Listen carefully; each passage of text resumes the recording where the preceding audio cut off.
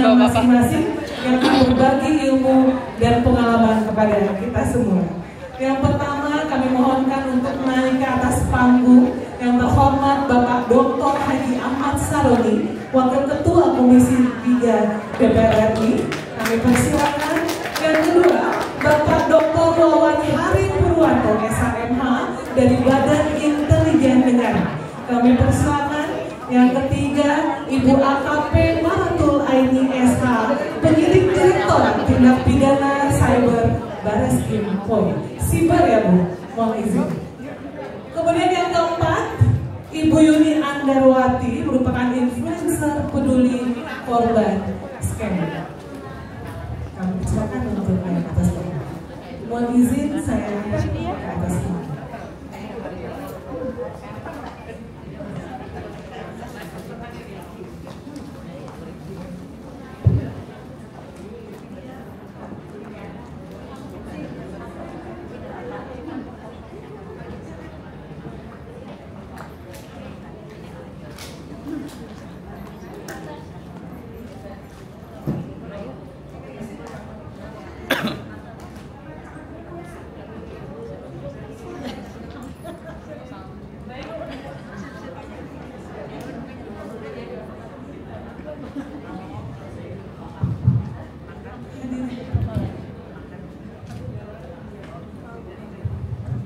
Hadirin dan undangan yang berbahagia, karena waktu sudah sangat mohon maaf. Jadi kita mulai saja Bapak Ibu untuk narasumber kita yang pertama. Beliau harusnya paparan, tapi tadi saya dapat bisikan langsung tanya jawab aja ya Bapak ya. Oke, jadi Bapak Ahmad Saroni akan membagikan atau membahas tentang kejahatan cyber dan ancaman artificial intelligence AI. Mungkin dari Bapak Ibu yang ingin langsung bertanya bagaimana itu, apakah itu, dan melihat urgensinya Pak, karena Bapak di Komisi 3 DPR RI dan tentu harus ada regulasi untuk memperkuat dan kerangka hukumnya seperti apa. Mungkin ada sedikit prolog dulu Pak sebelum Bapak Ibu bertanya gitu ya Pak, izin. Terima kasih. Jadi mohon maaf moderator, saya cuma 5 menit karena saya ditungguin dari tadi ada kegiatan. Saya lebih senang Bu Menteri tadi masih ada gitu, karena ini menyangkut masalah tentang digitalisasi dari Mabes ya. Mabes juga ada, karena prioritas Kemen PPA sebenarnya adalah mengawasi sistem digitalisasi dalam Republik ini. Ada kuani.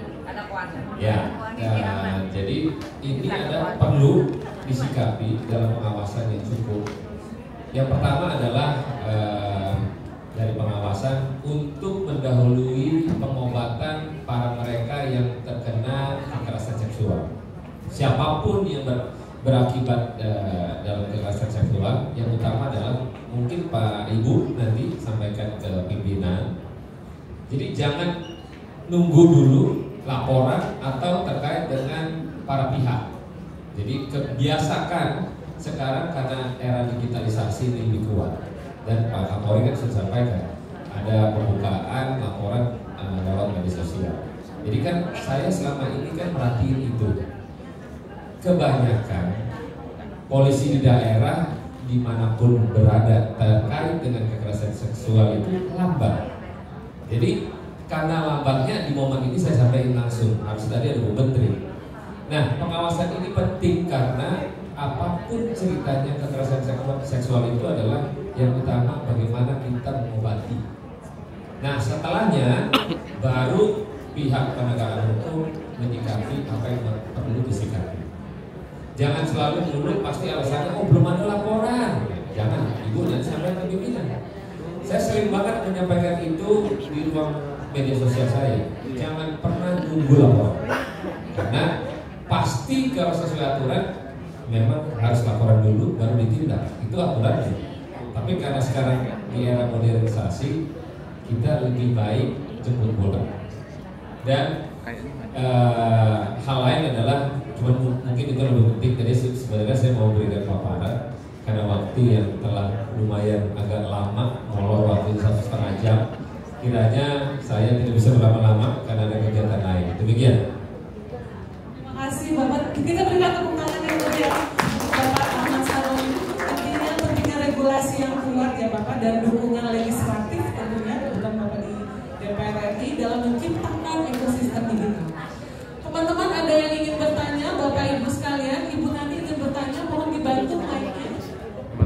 Ini yang bayangan dari apa? Ini loh apa?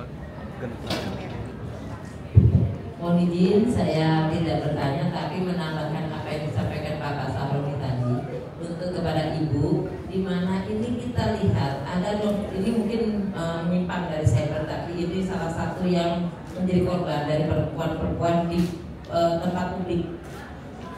Ini saya berharap dari laporan kalau kita si korban ini ketika lapor ke polisi selalu ditanya tentang saksi. Nah, sedangkan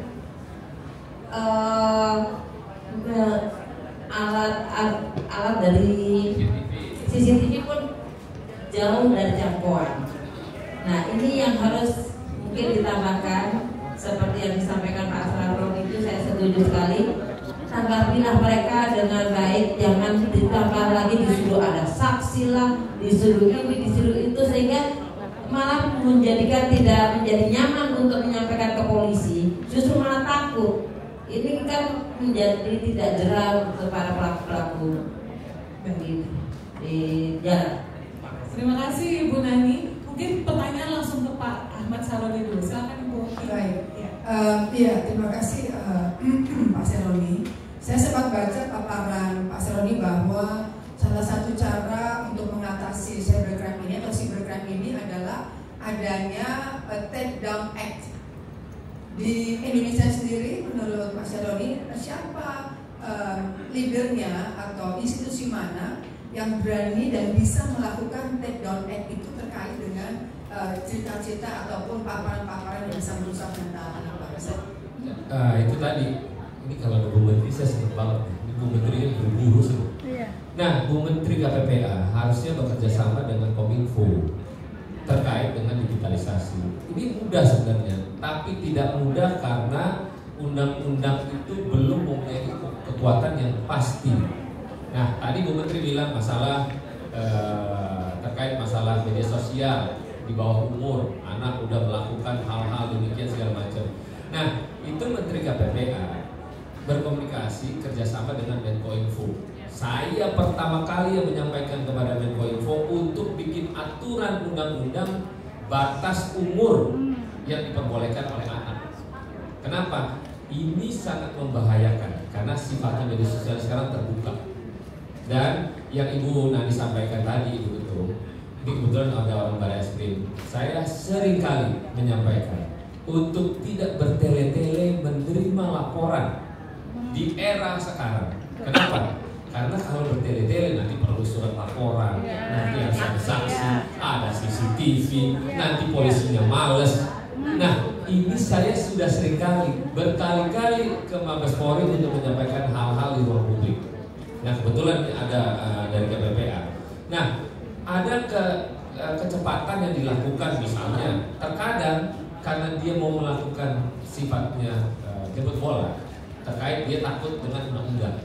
Lagi-lagi, maka itu kiranya saya bicara di sini depan Ibu adalah untuk menyampaikan kepimpinan, sampaikanlah kepada jajaran untuk di era digitalisasi terkait dengan masalah kekerasan seksual menjadi dominan prioritas utama Mabes Polri di dalam penegakan hukum. Begitu. Begitu. Baik, Bapak mungkin statement closing statement sebelum Bapak meninggalkan ruangan. Izin pokoknya saya duluan karena udah jamnya udah lewat. Bapak Ibu sekalian, terutama ibu-ibu. Kalau Ibu ketemu Bu Nani ini saya kenal lama. Ini baik sekali Ibu dengan suaminya. Tak cukup bahwa kebaikan beliau berdua adalah saya ingat sampai mati dan. Nah, terkait masalah digitalisasi bahwa perlu kita awasi sama-sama. Bukan hanya polisi, bukan hanya ibu-ibu peran wanita, para ibu dan bapak-bapak, tapi semua pihak. Saya pengguna media sosial yang mendapatkan laporan kekerasan seksual luar biasa 2 hari Sabang sampai Merauke. Cuman ada yang perlu saya sajikan di media sosial, ada yang enggak. Karena tidak semua orang melihat dengan keadaan yang bisa nerima, dan ada yang mereka bilang, tolong Pak, jangan di-posting. Nah, hal-hal itu membuat situasi yang akhirnya kita menjaga dari mata memandang untuk menjaga perasaan. Nah, banyak kalau masalah kekerasan seksual di Republik ini, tapi kalau kita niat untuk bisa melakukan hal-hal kebaikan yang tadi Ibu Menteri bilang adalah tidak mudah, tapi kita minimal memiliki niat untuk menyikapi pada hal-hal kekerasan seksual pada anak. Dan apalagi sekarang jarang kekerasan seksual itu dilakukan oleh perempuan, jarang sekali, pasti laki-laki dan perempuan. Dan sekarang yang terakhir adalah seksual saudara. Yang Bapak Ibu tahu 32.000 para pengguna Facebook bersamaan jadi member, antara ibu dengan anak, antara ayah dengan anak. Itu bahaya. Untungnya saya buru-buru melaporkan itu ke ruang publik dan saya sampaikan kepada Pak Kapolri. Gak lama 10 hari kemudian ditangkaplah para pengguna daripada Facebook yang menjadi admin. Nah, ini perlu kecepatan di mana penegakan hukum harus jemput bola. Demikian, terima kasih. Terima kasih. Kita berikan tepuk tangan yang meriah untuk Bapak Saroni. Izin Bapak sedikit, kami selaku organisasi perempuan mohon izin siap berdampingan, berkolaborasi menjadi mitra dengan Bapak tentunya dalam rangka melindungi para perempuan dari kejahatan siber. Begitu Bapak. Terima kasih. Berkenan meninggalkan ruangan. Kita berikan sekali lagi tepuk tangan untuk Bapak Ahmad Roni dan Dr. Haji Ahmad Saroni menerima cenderamata dari kami. Diserahkan oleh Ketua Umum Wirawati Catur Panca Ibu Pia Megananda. Didampingi oleh Ibu Astotawati.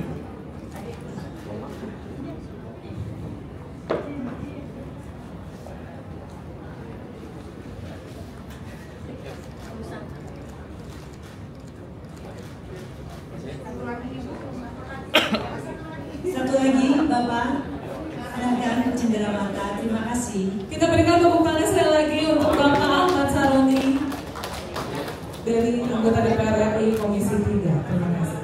Bapak Ibu, kita lanjutkan acara berikutnya. Mohon izin, masih ada 3 pembicara.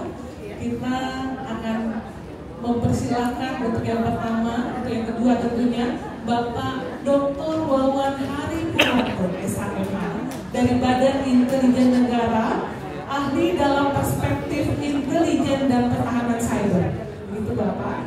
Dan tentunya peran BIN dalam menjaga keamanan nasional, termasuk keamanan siber ini Pak, tentu sangat krusial. Dan judul paparan beliau adalah menghadapi ancaman cybercrime di era digital. Gak berlama-lama ya, kita langsung persilakan kepada Bapak untuk memaparkan materi.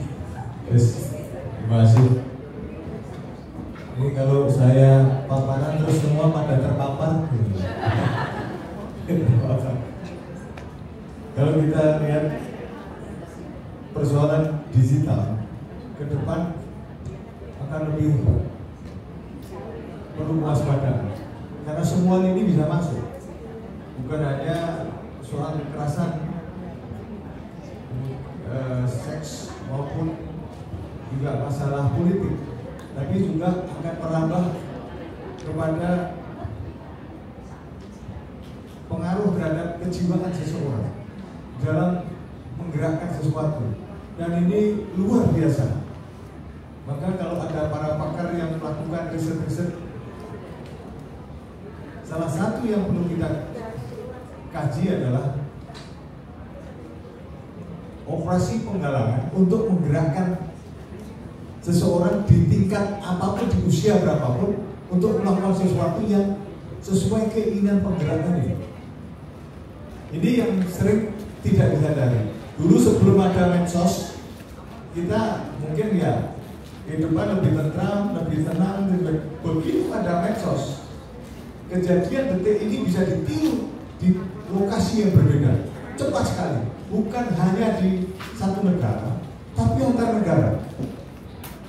Dampaknya bisa menimbulkan sentimen, apalagi kalau itu yang didorong persoalan yang sensitif, maka ledakan-ledakan bisa muncul di mana-mana.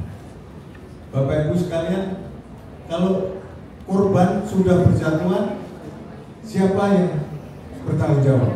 Kita semua. Apalagi kalau itu menyentuh pada keluarga kita sendiri. Barangkali kalau yang korbannya masih bukan keluarga sendiri, kita masih bisa tarik nafas. Tapi ketika itu menyentuh kita, nah ini yang perlu satu kewaspadaan. Di dunia cyber banyak anonim, penggeraknya bisa menyamarkan diri. Saya pada waktu jadi Deputi 7 Badan Intelijen Negara, saya melakukan patroli cyber. Di situ ada yang selalu melontarkan hal-hal yang mengadu domba satu yang lain untuk bergerak yang di luar nalar. Setelah kita operasi, tertangkap orangnya, ternyata yang melakukan anak dengan kebutuhan khusus. Mau diapain? Mau dipenjara? Saya kaget betul. Ketika saya tangkap, saya hanya bisa menemui orang tuanya karena saya jadi tidak tega. Saya sampaikan kepada orang tuanya, Bapak Ibu, mohon maaf, tolong diawasi putranya. Oh, anak saya baik-baik saja. Saya sampaikan, ini yang dilakukan di dunia maya. Dia mengadu domba dan bisa mengacak-acak Republik ini karena yang diangkat masalah benturan saraf. Kaget orang tuanya. Lantas saya bilang, ini saya mau melangkah ke tindakan hukum tidak mungkin. Tapi kalau ini dibiarkan tanpa sepengetahuan Bapak Ibu, maka yang terjadi kerusakan yang luar biasa. Ini salah satu saja. Yang menjadi korban bukan hanya orang dewasa, tapi juga sampai ke anak-anak. Tanpa melihat profesi, semua bisa kena. Narkoba, semua bisa kena. Pelecehan seksual, semuanya bisa kena. Dalam berbagai kasus yang namanya hacker bisa melakukan pola-pola infiltrasi karena dia ternyata juga ada penggeraknya. Inilah yang perlu kita lakukan langkah-langkah antisipasi. Saya juga pendidik. Saya sebelumnya adalah Gubernur Sekolah Tinggi Intelijen Negara, Rektor di Sekolah Tinggi Intelijen Negara. Di situ ketika kami melakukan perekrutan dari calon-calon taruna, pun kita teliti apa saja yang dilakukan di dunia siber, termasuk keluarganya, termasuk saudara-saudaranya. Maka kalau misalnya di situ ada yang negatif, kebanyakan tercoret ketika dia mau masuk, gagal akhirnya. Maka ini yang perlu sterilisasi dilakukan di tingkat keluarga. Karena kebanyakan keluarga karena mungkin sibuk ataupun tadi ada yang udah anak dikasih gadget aja sudah dia diem, nggak taunya pengaruh ini luar biasa karena langsung masuk ke otak. Kalau dulu penggalangan dilakukan dari sekolah, dari pintu ke pintu, dari pergaulan, sekarang ini direct. Itulah sebabnya maka perlu ada satu pemikiran lebih dalam. Apalagi kalau itu ajakan-ajakan yang berbenturan dengan hukum, yang nantinya bermasalah dengan hukum anak-anak kita, bukan mereka. Kita melakukan berumur sana sini. Saya sudah menjelajah dari Sabang sampai Merauke dan di banyak negara. Saya masuk di sana. Betapa upaya-upaya brainwash, termasuk aksi teror dilakukan juga oleh sejak anak yang terbawa sampai ke Suriah.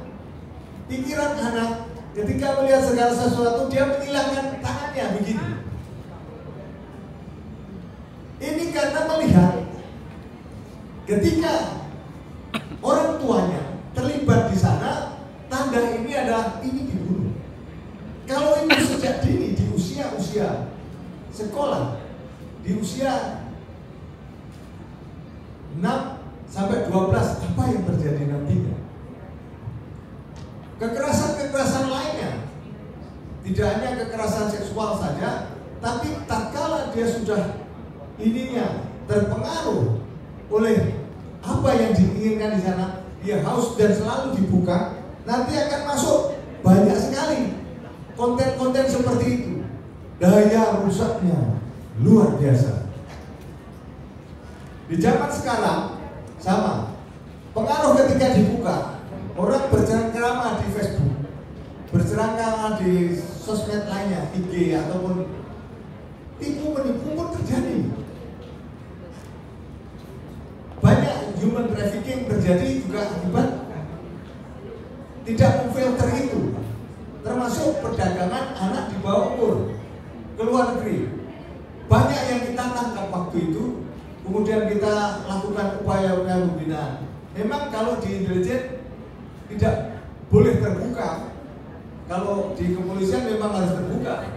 Kalau di intelijen lebih kepada langkah-langkah tertutup, nantinya diambil kebijakan yang memang harus dipidana biar ditangani oleh pihak Barreskrim.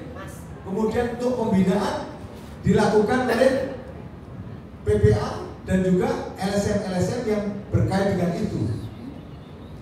Tapi tatkala ini sudah korbannya sampai puluhan ribu, bahkan ratusan ribu baru, luar biasa. Sekarang ini pengaruh dahsyat kejadian perang Israel dengan Iran. Berapa pengaruh dari medsos yang dikirimkan ke seluruh dunia mengenai korban anak-anak, korban wanita. Kalau laki-laki boleh katanya dikorbankan gitu. Kalau perang biasanya memang laki-laki yang di depan. Tapi di kelompok ISIS, bapak-bapaknya sudah habis, akhirnya yang maju istri dan anak. Bahkan mereka masih belia memanggul senjata akhirnya karena kondisi terpaksa. Ini semua harus diungkap untuk mendidik anak-anak kita supaya generasi-generasi ini lebih cerdas di dalam menyikapi dunia siber yang luar biasa kalau tidak dewasa dilakukan. Saya melihat ketika saya menjadi ini tertutup ya, tidak ada wartawan. Ada wartawan. Jadi ini saya sudah saya ngomong biasa, saya ngomong biasa. Jadi saya masih berapa menit? 3 menit lagi. Kalau bilang 5 menit lagi kayak lagu dangdut. 5 menit lagi. Gitu ya. Tapi ini adalah bagaimana kita mendidik bangsa ini untuk menjadi bangsa yang lebih dewasa di dalam menyikapi, terutama melakukan cek, recheck, dan cross check.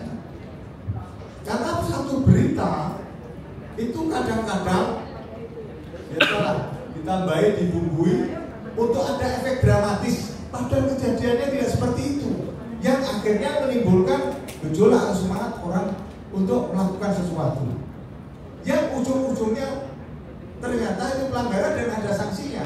Undang-undang ITE jelas, ini juga ada pasal-pasal yang kalau itu dilanggar tentu mengandung konsekuensi hukum. Banyak wanita juga yang tertipu di dunia maya. Begitu lihat gambarnya tertarik pria gitu ya, dimana datangnya cinta dari WA terus dibaca, dari mana datangnya kecewa ketika jumpa beda orangnya. Itu banyak kejadian.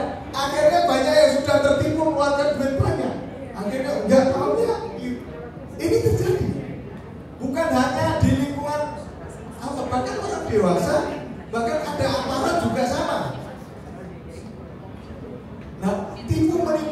ini terjadi juga ada skimming, kemudian ada peretasan, kemudian gosip.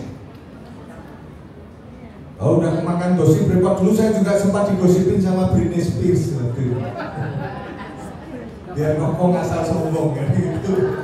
Oleh karenanya ini perlu waspada, dan di acara ini meskipun kita singkat, setidaknya kita melihat bahwa dunia siber ini dunia yang harus disikapi secara dewasa, secara kritis, dan tidak membabi buta, tapi lakukan tadi cek, recek, dan recek. Demikian dari kami. Nanti barangkali ada tanya jawab, saya persilahkan. Kurang lebihnya mohon maaf. Pak Ogah jualan bakpao, kalau ada salah sorry lah ya. Luar biasa pemaparan awal. Tentunya wawasan dari sisi intelijen tentu membuka mata kita ya tentang kompleksitas ancaman ini. Gitu ya. Nanti kita lanjut dengan pertanyaan dari Bapak Ibu peserta. Terima kasih. Selanjutnya kita persilakan kepada Ibu AKP Maratul Aini, penyidik Direktorat Tindak Pidana Siber Bareskrim Polri. Ibu Aini adalah garda terdepan tentunya dalam penegakan hukum di dunia siber, dan hari ini akan berbagi kiat dan trik bersosial media dengan cerdas dan bijak. Ini adalah topik yang sangat dinantikan karena terutama bagi kita mayoritas perempuan yang hadir di ruangan ini dan yang sangat aktif di media sosial ini. Baik, kami persilakan untuk paparannya, Ibu. Baik, terima kasih. Ya, kita ngasih waktu 10 menit. Ya, baik. Terima kasih kepada moderator yang memberikan waktu kepada saya. Mungkin kita nggak usah perkenalan ya, karena tadi sudah diperkenalkan bahwa saya ini penyidik dari Cyber Bareskrim Polri. Saya akan mencoba memaparkan tentang kejahatan cyber di dunia maya. Jadi dalam hal ini mungkin kita sudah tahu ya, kalau dunia maya atau sosmed itu sifatnya borderless, jadi tidak ada batas tempat ya. Jadi bisa antar negara dan antar daerah. Dan yang kedua juga sifatnya lebih anonimus ya. Biasa para pelaku itu menggunakan keadaan yang palsu. Ya, untuk kasus-kasus yang ditangani di Cyber Bareskrim Polri, memang kita juga banyak ya. Tadi disampaikan oleh Pak Ahmad Sahroni, katanya untuk kasus-kasus perempuan dan anak ini lambat gitu. Jadi memang kita harus menangani kasus itu harus dengan struktural ya, dengan mekanisme. Tidak bisa juga ada yang melapor terus langsung kita tangkap juga ya Bu. Jadi kita harus prosedur. Untuk prosedur ini memang kita juga sering melakukan untuk percepatan. Namun untuk kasus-kasus di sosial media ini memang kita juga ada tantangannya. Kita kesulitan karena untuk para pelaku ini lebih banyak yang memang menggunakan akun-akun palsu. Jadi kita harus melakukan profiling dan analisa, jangan sampai kita juga salah orang, nanti kita juga melanggar. Jadi seperti itu. Tapi untuk mungkin saya sifatnya sharing atau berbagi saja. Untuk kita berkomunikasi atau bermain medsos itu kita juga tidak bisa dibendung ya, karena ini memang perkembangan zaman, teknologi, kemajuan yang memang kita harus tetap kita terima dan kita ikuti. Kalau tidak kita ikuti maka kita juga akan tertinggal ya dari negara-negara lain. Nah, mana dampak-dampak dari komunikasi media sosial ini pasti ada yang positif maupun negatifnya. Ya, kita ambil memang untuk negatifnya mungkin untuk baiknya itu untuk komunikasi kita lebih baik. Ya, mungkin yang kita punya saudara, keluarga yang jauh, kita bisa lebih dekat untuk berkomunikasi. Dengan mudahnya kita berkomunikasi. Dan ada juga dengan kemudahan itu kita juga mudah untuk berekspresi ya, untuk generasi muda mungkin yang mempunyai bakat-bakat dengan mudah untuk ditampilkan. Namun banyak juga hal yang negatifnya, yaitu diantaranya bisa juga katanya menjauhkan yang dekat.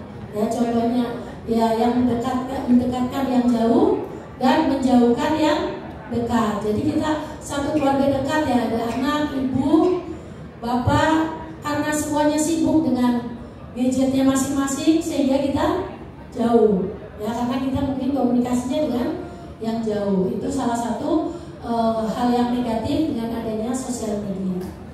Dan ada juga dalam hal ini dengan adanya sosial media, kita kalau tidak bijak juga bisa menjadi pelaku ataupun korban.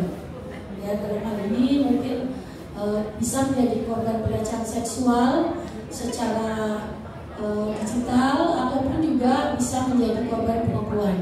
Dan sudah banyak dan sudah marak ya, mungkin contoh kasusnya ada juga nih di sebelah saya nanti dari influencer yang bergerak di konsen di bidang TPPO ya, atau perdagangan orang dengan cara penipuan yang mana mereka ditawarkan untuk bekerja di luar negeri dengan iming-iming.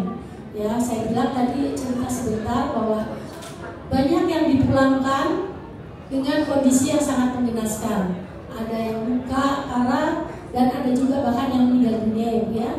Namun tetap masih ada masyarakat kita yang berangkat ya, contohnya ke Kamboja ya Bu ya. Jadi kita sekarang yang lagi tren itu seperti itu. Jadi banyak yang dipulangkan, namun banyak juga yang tetap berangkat untuk bekerja di negara lain, contohnya di Kamboja. Ya, seperti kemarin kita juga ada testimoni atau session sharing dari mantan korban dari TPPO ya, dari kebetulan dari daerah Jawa Barat. Mereka diiming-imingi untuk bekerja di Kamboja dengan gaji 30 sampai 50 juta bekerja di restoran. Namun setelah mereka sampai di negara Kamboja, mereka langsung dipekerjakan sebagai operator untuk scam. Ya, di sini dipekerjakan sebagai operator. Nah, di sana dalam waktu 1 bulan mereka itu pengenalan dan teknik bagaimana cara mendapatkan calon korban. Nah, nanti di bulan kedua kalau dia sudah bagus, dia akan dijadikan sebagai customer service, yang mana tugasnya dia nanti berkomunikasi dengan calon korbannya ini. Nah, nanti dari CS itu nanti juga akan dialihkan lagi kepada mentor ya. Jadi mentor ini tugasnya dia adalah yang melakukan atau mengkomunikasikan secara pribadi. Ya, biasanya kasus-kasus yang ditangani kita itu kan penipuan itu ada di sosmed ya, ada juga di Telegram.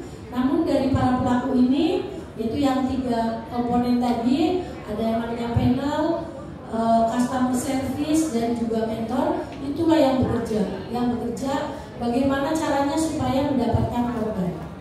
Nah, dan 3 komponen itu semuanya berasal dari negara Indonesia.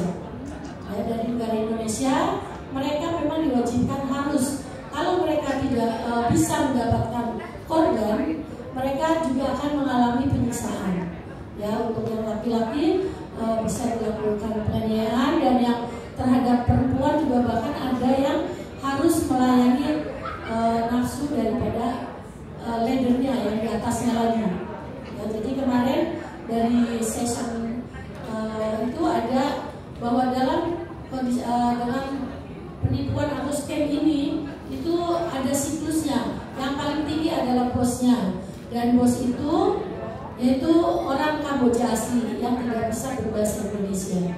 Ya, dari bosnya itu dia menunjuk seseorang yang untuk mengiklankan ya, atau memberikan promo-promo di dalam media sosial.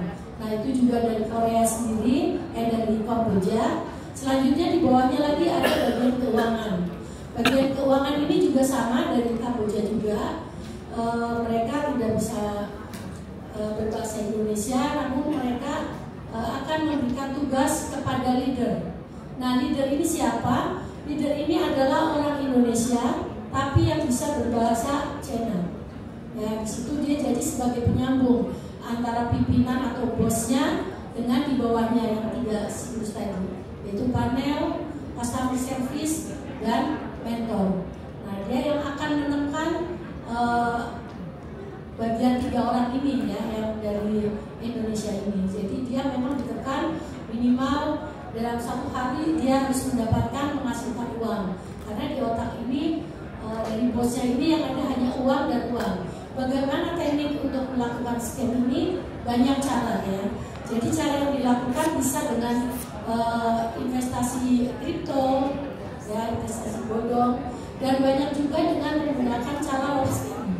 Ya, banyak juga kita di Barreskrim kita menangani kasus-kasus scam ini yang korbannya juga seorang perempuan, dan perempuan itu juga tidak juga dari kalangan bawah ya, karena kerugian itu juga cukup lumayan besar ya. Kalau di Barreskrim kita menangani di atas 20 miliar ya, jadi banyak, ada yang korban 60-70 miliar, banyak ya. Jadi korbannya ada laki-laki dan perempuan, dan perempuan-perempuan ini biasanya ibu rumah tangga, atau juga ada yang memang bekerja, yang memang ibu hidup sendiri ya, yang tadi disampaikan sama Bapak ini dari Pak Wawan tadi, bahwa memang benar untuk memancing para korban itu, kalau korbannya perempuan adalah dengan pelaku ini laki-laki ganteng ya, kadang-kadang ambil dari orang-orang, diambil dari sosmed juga.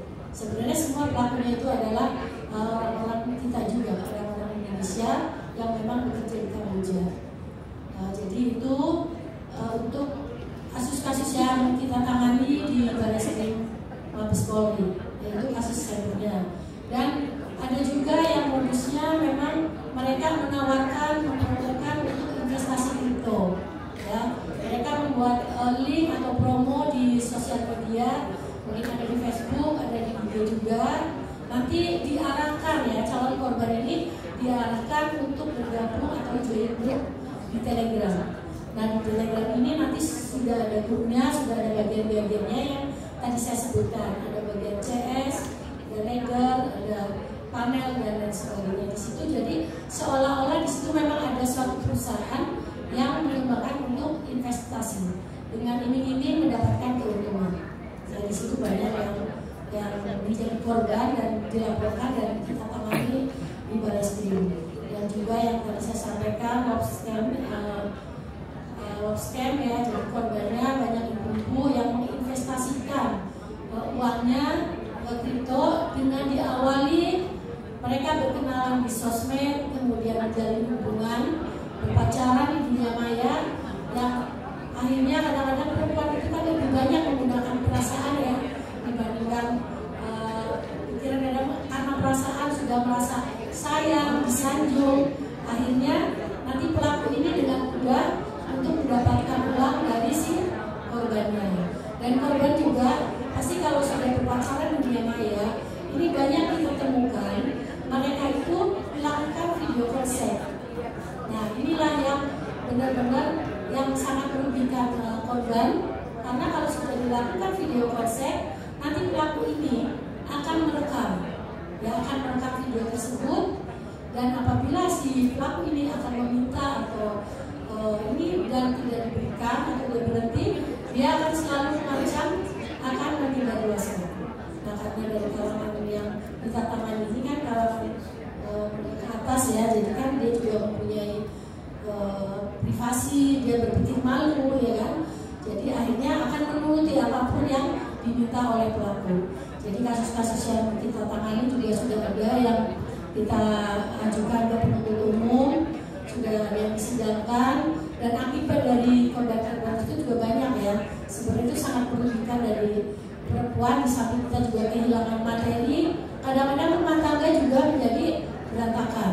Otomatis kalau kejadian scam ini bagi perempuan yang sudah berkeluarga, itu suami tidak tahu ya, dan dia juga takut kalau beritahukan suami. Kalaupun sampai akhirnya tahu, ada juga beberapa yang akhirnya suami menceraikan istri gara-gara istri melakukan menjadi korban scam. Jadi sebenarnya kita kasihan ya, dia menjadi korban scam, tapi juga dia akhirnya dicerai oleh suaminya. Nah untuk itu kita juga dari Barreskrim Polri, kita tidak hanya melakukan penegakan hukum ya, kita melakukan metode 3 ya. Jadi satu, kita melakukan preventif atau kita melakukan edukasi, sosialisasi kepada seluruh masyarakat tentang kejahatan cybercrime. Dan yang kedua, kita juga melakukan metode preventif. Ya, metode preventif ini yaitu kita melakukan pencegahan dengan melakukan patroli cyber. Ya, mungkin kita banyak lembaga juga yang melakukan patroli cyber. Ini dari BIN tadi juga ya, melakukan patroli cyber. Dari kita Barreskrim juga melakukan patroli cyber. Nah, dari patroli cyber ini kita juga banyak menemukan konten-konten pornografi anak, yang mana konten-konten pornografi anak kepolisian juga kita tidak bisa menegor ya. Jadi kita juga harus mengajukan pemblokiran ke Kementerian Pembinaan. Ya, di situ kita mengajukan untuk takedown, dan kita juga kalau memang kita lakukan penyelidikan di situ masuk pidana, kita akan membuatkan laporan informasi. Selanjutnya kita melakukan lidik dan proses penyidikan. Ya, kita mencari pelakunya dan kita mencari barang bukti. Selanjutnya kita melakukan penangkapan terhadap pelakunya. Ya, jadi memang kita bicara mudah ya, kita mencari saksi, mencari bukti, baru kita bisa melakukan penangkapan.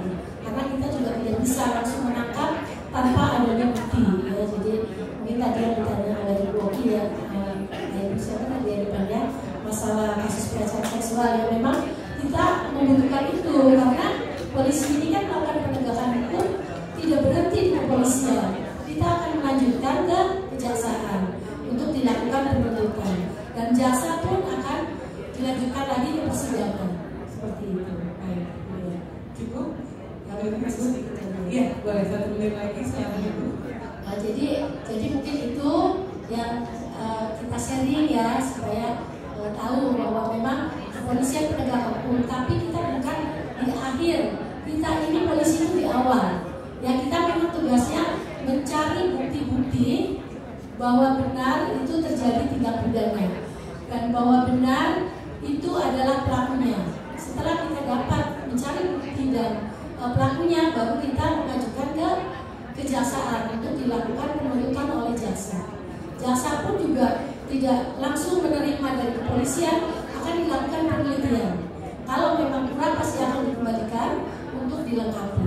Nah, baru nanti dari kejaksaan akan melakukan persidangan di pengadilan. Jadi mungkin itu sistematiknya untuk penanganan kasus di negara kita ya, termasuk kasus-kasus anak juga kita banyak mengungkap ya Bu ya. Jadi kita juga untuk Barreskrim Polri khususnya dengan Direktorat Cyber, kita juga bekerja sama ya dengan semua instansi, dengan kementerian dan lembaga, termasuk kita bekerja sama dengan NGO yang dari luar negeri ya, yang dari Amerika, namanya NCMEC ya, karena kita tidak bisa juga melihat isi di dalam Google Drive. Nah, dari NCMEC ini bekerja sama dengan Google. Apabila Google bisa menemukan konten pornografi anak, mereka akan melaporkan ke NCMEC, dan dari NCMEC akan melakukan analisa. Apabila IP address-nya berada di Indonesia, maka dari NCMEC akan membuat laporannya ke Indonesia, yaitu ke Direktorat Cyber Barreskrim Polri. Nanti dari Cyber baru kita akan menindaklanjuti. Dan untuk ASEAN kita juga mempunyai kerjasama dari ASEAN untuk urutan ya, untuk pornografi anak kita memang Indonesia itu sudah darurat ya Bu ya, karena di ASEAN itu kita sudah urutan nomor 2 di ASEAN itu untuk kasus-kasus pornografi anak yang dilaporkan oleh NCMEC ya, tapi memang tidak semuanya yang dilaporkan NCMEC di Indonesia ini merupakan tindak pidana. Contohnya ya, jadi dari NCMEC itu mengirimkan video ke Barreskrim, ke Cyber, itu ada video anak-anak sedang senang. Nah, di situ kan ada jenis pelakunya kelihatan ya. Nah, kalau di sana itu pornografi, tapi kalau di kita kan tidak. Jadi itu kita nggak bisa menyidik itu, karena itu adalah tradisi kita ya, untuk jurnal dan mendokumentasikan dan menyimpannya di bukunya masing-masing. Nanti mungkin lebih banyaknya pas saya jawab Ibu. Baik, ya, jadi mungkin itu sedikit ya, karena waktunya juga terbatas hanya 10 menit. Sebenarnya kita kalau berbicara anak itu banyak sekali yang mau kita ungkapkan, kita sharingkan ya. Tadi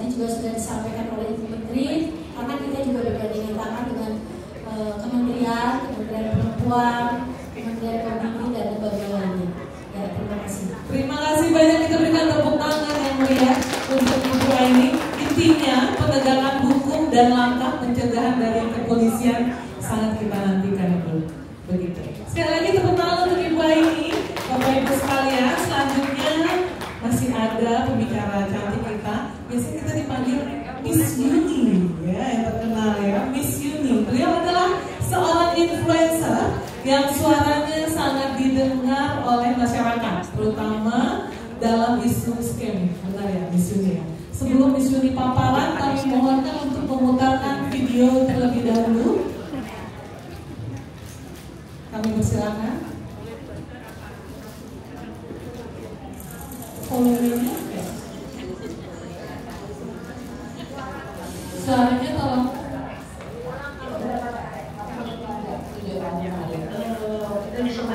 Ingin menceritakan sama kalian semua bahwa apa yang terjadi pada teman-teman kalian Anda sudah tertipu. Dalam waktu dari itu 15 juta, 20 juta, dalam waktu 1 bulan 9 bulan. Mereka benar cuma kasih tahu bahwa posisi mereka itu berada pada mereka itu berapa ya? Waktu kemarin di lapas, ya, mengamankan berapa belas orang, hampir 300 orang. Ada kata tempat saya berkenan sama si Ivan itu. Apa jawabannya? Kamu Yuni pegang ngomong itu berarti yang suka nolong orang itu ya? Cinta yang memulai dengan transfer, berakhir dengan luka.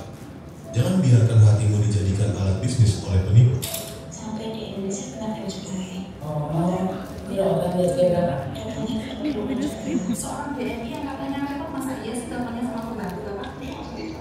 Memang sih tidak.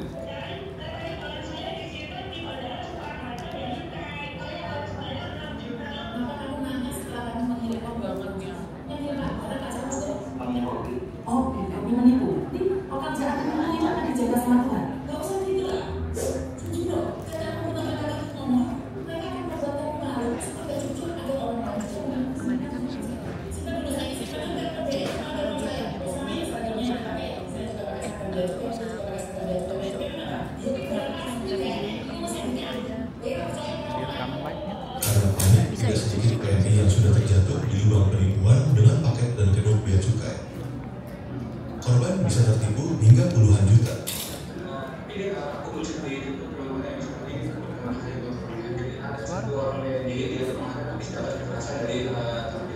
Teman-teman saya kenalkan dulu, ini adalah Dewi yang zaman dahulu kala, zaman korban telepon saya. Dewi pernah memvideokan, saya sharekan. Dewi ini korban juga, nanti tak bawa ke tempatnya Mas Pia juga. Tahun 2022, jadi tahun 2025 sekarang, yang pertanyaan saya, kenapa kamu masih berangkat lagi?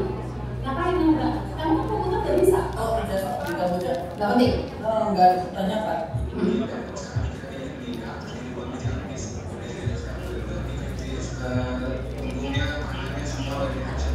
Tapi kamu enggak menipu orang, jadi kamu jadi menipu. Dia bilang kamu tipu enggak? Kamu tipu enggak? Kamu enggak tipu? Dia enggak tipu. Kamu dari mana tuh siapa yang bawanya? Dari mana sih? Dari mana? Tapi enggak. Ngomong sama mama kan kemana kamu? Oh, sama keluarga aku nggak kasih tahu sih kalau ke Abuja. Itu akhirnya kamu ditumpahi apa kayak dok? Karena kamu ingin menyelamatkan ginjalnya, akhirnya kan kamu udah berharganya di depan orang lain lagi. Berkali aja kirimkan ke saya, Pak. Itu orang kayak kamu ini yang benar-benar membantu orang Indonesia. Saya nyari kamu loh sebenarnya. Dijanjikan kerja, dijebak jadi budak. Kamboja adalah perangkap yang dikemas sebagai kesempatan khalayak muda untuk menggapai mimpi. Namun, banyak dari mereka yang pulang tinggal lama. Ya, nanti saya tolong maksudnya kasih apa saran bagaimana apa saya itu sudah lama. Oh, karena aku udah nangis ya, jangan.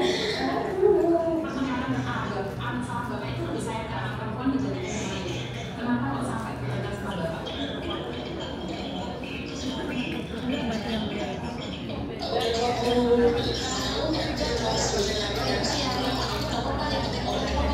Oke, videonya mungkin bisa di stop saja.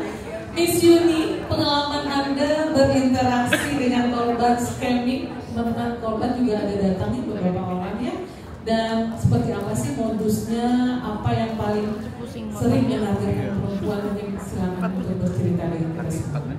Jujur saya gemeter di sini karena pertama kali kemungkinan besar saya akan didengar oleh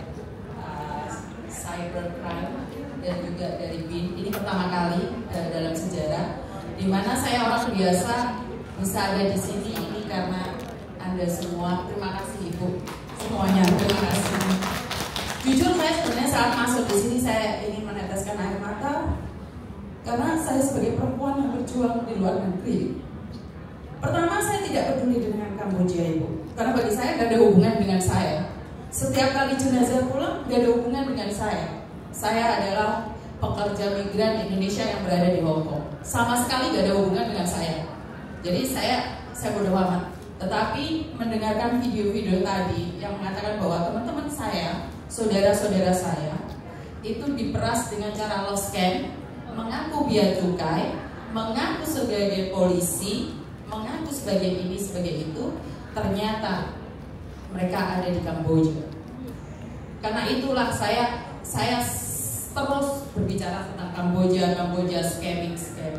Jadi itu adalah korbannya. Bahkan saya sempat berbicara dengan pelakunya dan dia bilang apa? Saya cari nafkah kok, biasa aja. Nanti kalau saya punya uang saya tobat.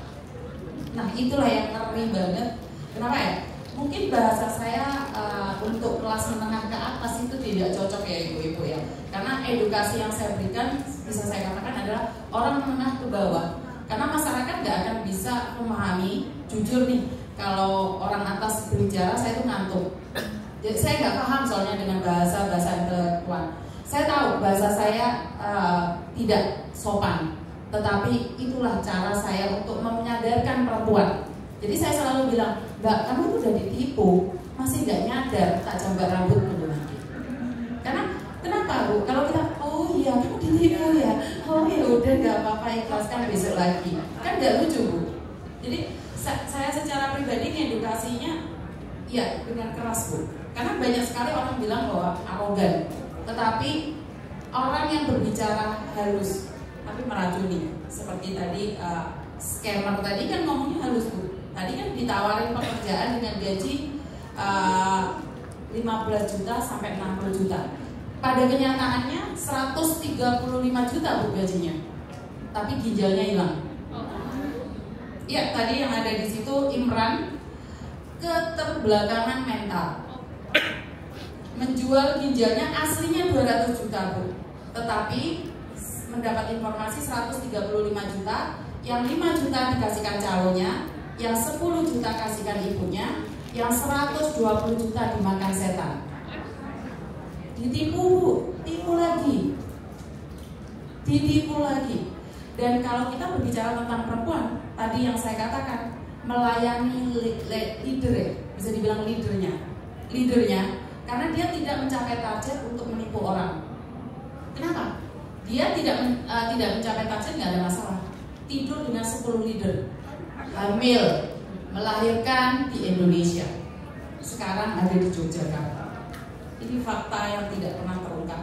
Saya sangat berterima kasih sekali di forum ini. Saya diangkat dan diakui, diperkenalkan dengan orang-orang hebat. Semoga suara saya perempuan, saya sendiri Bu, saya suka sedih, saya nggak ada yang dukung, nggak ada yang manggil saya untuk berbicara di depan publik. Setiap hari bisa lihat HP saya.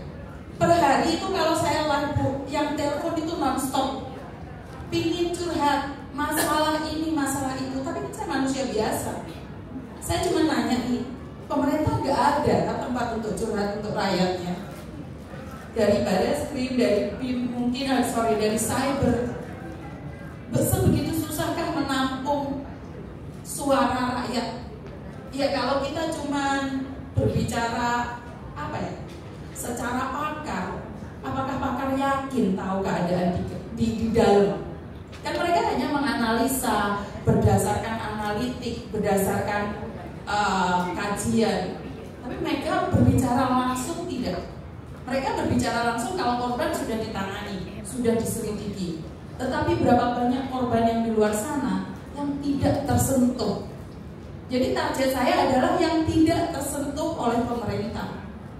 Karena seperti tadi Bu Menteri mengatakan bahwa tangannya tak cukup panjang untuk merangkul Indonesia. Mungkin saya bukan satu-satunya influencer yang terbaik, tapi saya satu-satunya perempuan yang memperjuangkan perempuan yang di luar sana. Saya selalu mengajarkan pada perempuan yang follower saya, jika kamu janda, Jangan mikir berkembang biak. Kenapa saya berkata jangan berpikir berkembang biak? Anak satu aja belum tentu kita bisa mendidik. Bagaimana mungkin kita keluar negeri, ketemu sama laki-laki, menikah, beranak. Sementara kita meninggalkan anak kita yang ada di Indonesia. Punya cita-cita keluar negeri, mengangkat harkat dan martabat keluarga. Tapi pada kenyataannya pulang tinggal nama. Jadi saya secara pribadi terima kasih. Saya orang biasa yang jauh di luar sana masih tersentuh karena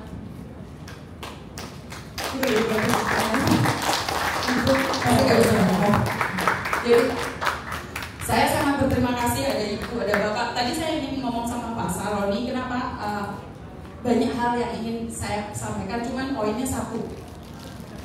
Bagaimana caranya untuk ngeblok media yang dimana hanya geol-geol saja. Bagaimana masa depan anak-anak kita hari ini mereka bisa geol-geol. Umur 30-40 mau jadi apa mereka? Itu yang pertanyaan saya, karena dia sebagai komisi 3 ya, Bu ya. Komisi 3. Iya.